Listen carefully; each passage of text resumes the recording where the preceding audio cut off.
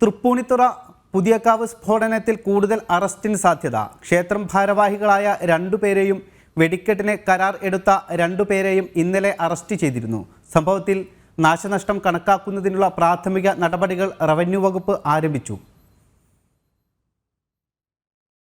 പുതിയകാവ് ക്ഷേത്രത്തിലെ വെടിക്കെട്ടിന് കൊണ്ടുവന്ന പടക്കം പൊട്ടിത്തെറിച്ചുണ്ടായ അപകടത്തിൽ കൂടുതൽ പേരിലേക്കും അറസ്റ്റ് നീളാനാണ് സാധ്യത. ക്ഷേത്ര കമ്മിറ്റി പ്രസിഡന്റ്, സെക്രട്ടറി എന്നിവരെയും ചോദ്യം ചെയ്യാനാണ് നീക്കം. നിലവിൽ 4 പേരെ അറസ്റ്റ് ചെയ്തിട്ടുണ്ട്. ക്ഷേത്ര കമ്മിറ്റി ഭാരവാഹികളായ സതീശൻ, ശശികുമാർ, വെടിക്കെട്ട് കരാർ ജോലിക്കാരായ വിനീത്, വിനോദ് എന്നിവരാണ് അറസ്റ്റിലായത്. ഇവർക്കെതിരെ മനഃപൂർവ്വമല്ലാത്ത നരഹത്യാക്കുറ്റം ചുമത്തി കേസെടുത്തിരുന്നു. സ്ഫോടനത്തിൽ പരിക്കേറ്റ് 25ഓളം പേരാണ് വിവിധ ആശുപത്രികളിൽ ചികിത്സയിലുള്ളത്. വെടിക്കെട്ട് സാമഗ്രികൾ കൊണ്ടുവന്ന വാഹനത്തിലെ ഷോർട്ട് സർക്യൂട്ടാണ് സ്ഫോടനത്തിന് കാരണമെന്നാണ് പ്രാഥമിക നിഗമനം. ഇന്നലെ ഉണ്ടായ അപകടത്തിൽ 2 പേർ മരിച്ചിരുന്നു. സംഭവത്തിൽ മനുഷ്യാവകാശ കമ്മീഷൻ സ്വമേധയാ കേസെടുത്തിട്ടുണ്ട്. എറണാകുളം ജില്ലാ കളക്ടറും സിറ്റി പോലീസ് കമ്മീഷണറും സ്ഫോടനത്തെക്കുറിച്ച് അന്വേഷണം നടത്തി 15 ദിവസത്തിനകം റിപ്പോർട്ട് സമർപ്പിക്കണമെന്ന് കമ്മീഷൻ അംഗം VK ബീനാകുമാരി ആവശ്യപ്പെട്ടു. പൊട്ടിത്തെറിയുടെ ആഘാതത്തിൽ നിരവധി വീടുകളാണ് തകർന്നത്. നാശനഷ്ടം കണക്കിലാക്കാൻ റവന്യൂ വകുപ്പ് നടപടി ആരംഭിച്ചിട്ടുണ്ട്.